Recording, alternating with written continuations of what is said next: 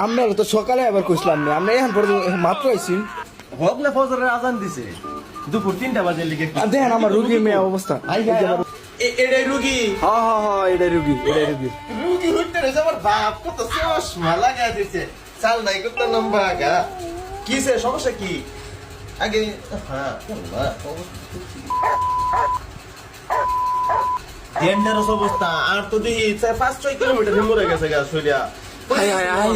N রুগীর উপায় কি? ঘুমের মধ্যে কি স্বপ্ন দেখে পড়ে গেছি? হ্যাঁ বিশাল অবস্থা, রুগীর সঙ্গে তো বিশাল জ্বরও আছে। জ্বর একটু মাইপা দিন চা।